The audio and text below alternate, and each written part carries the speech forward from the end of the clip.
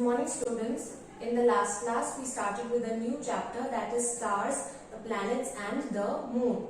And we learnt about star and that the sun is also a star, and we also learnt about constellations and two major constellations that are very common, that is Ursa Major and the Orion.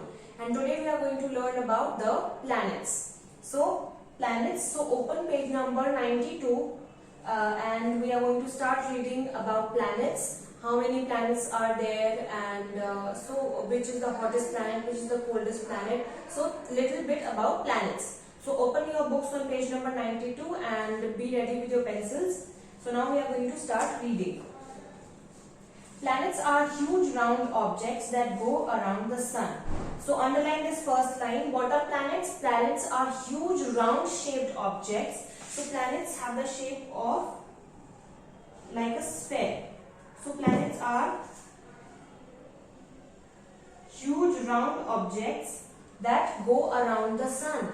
So for example, this is the sun, and planets are round objects and then they go around the sun. So the 8 planets in our solar system are, so there are only 8 planets in our solar system. The names are given here. So you underline the names. That is Mercury, then Venus, then Earth, then Mars, then Jupiter, then Saturn, then Uranus, and then last is Neptune. So these are the 8 planets in our solar system. So we revise the name of the planets. First is Mercury, then Venus, then comes the Earth, the planet in which we live in, then Mars, then the Jupiter, then Saturn, Uranus, and Neptune. So these are the 8 planets of the solar system. We live on the planet that is named Earth. The sun and the 8 planets, they form the solar system. So underline this line, that the sun and the 8 planets together form the solar system. So the solar system consists of the planets, of the 8 planets and the sun. So together they form the solar system. Now here on page number 93 we can see that the picture of the solar system is given over here. So this is the sun. This is the first one is Mercury, then Venus, then Earth in which we live, then Mars, Jupiter, Saturn, Uranus, and the last one is Neptune. Okay. Now Mercury is the closest planet to the sun, while Neptune is the farthest planet from it. So here in this picture we can see that the planet that is closest to the sun is Mercury and the planet that is farthest to it is Neptune. Jupiter is the biggest planet in the solar system. Mercury is the smallest planet. So Jupiter, even in the picture we can see that Jupiter is the biggest planet in the solar system, whereas Mercury is the smallest one. And Venus is the hottest planet and Neptune is the coolest planet. So which is the hottest planet in the solar system? It is Venus, and the coldest is Neptune. Some planets appear to shine brightly in the night sky just like stars. So some planets, for example Venus, Venus and Saturn, sometimes when we look at the night sky they shine brightly like stars. And but we also know that planets do not have light of their own. So how do they do that? Why do they glow? Why do they shine in the night sky? Some planets appear to shine brightly in the night sky just like stars. However, planets do not have light of their own. So planets don't have their own light. They get light from the sun. The sunlight that falls on the planets is thrown back. Thus the sunshine makes the planets grow. So the planets don't have any light of their own, but the sunlight, because they revolve around the sun, so the sunlight, it reflects on the planets, and then the planets, they throw back the light. So that is why they glow in the dark, in the night sky.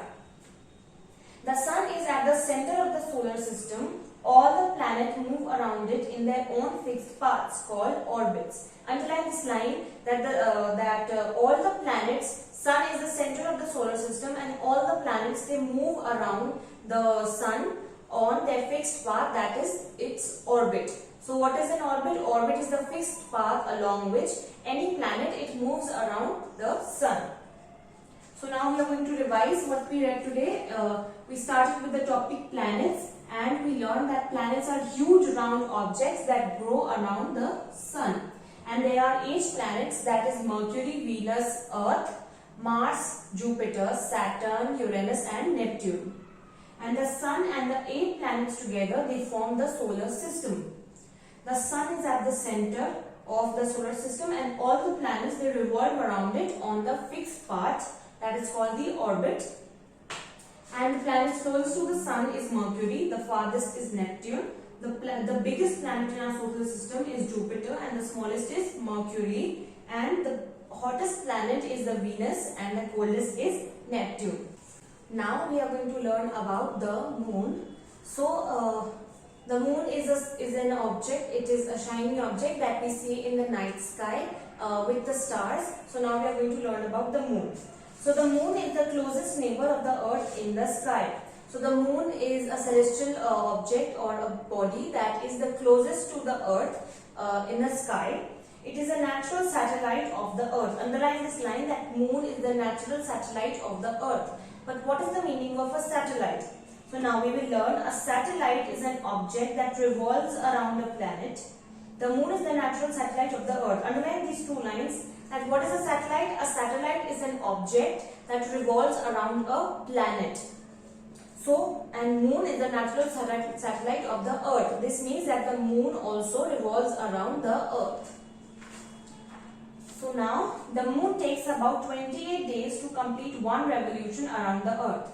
One revolution means that it takes 28 days to completely revolve around one earth. From this, for example, the moon started revolving from over here.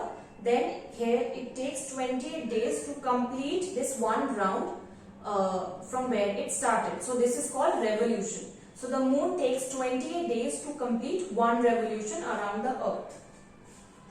The moon also spins or rotates on its own axis. So just like any other planet, the moon also rotates on its own axis while it is taking the revolution.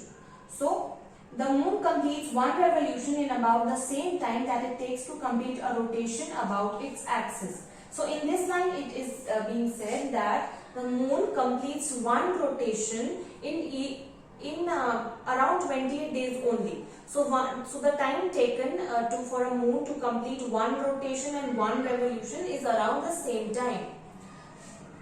So now the moon does not have its own light, it gets light from the sun. The light is thrown back to the earth as moonlight. We know that in the night sky, when we look at the moon shines. The moon gives us moonlight, but on the contrary, the moon does not have any light of its own. It gets the light from the sun, and then it reflects the light back to the earth in the form of moonlight. So what we learned about the moon today is that moon is the closest object to the earth in the night sky, and it is a natural satellite of the earth. Now what is a satellite? A satellite is an object that revolves around a planet. Now moon takes 28 days to complete one revolution around the earth, and similarly it takes one rotation also. To complete one rotation also it takes around 28 days only. So this means that the time taken by the moon to complete one revolution and one rotation is about the same. And it does not have any light of its own, but it gets the light from the sun, and then it reflects back the sunlight in the form of moonlight. Now this is it for today. We are going to continue with this topic in the next class. You have to make sure that you revise, especially the lines that I made you underline. That is all. Do the work that will be given to you in the PPT in your notebooks in beautiful handwriting. Thank you and have a nice day.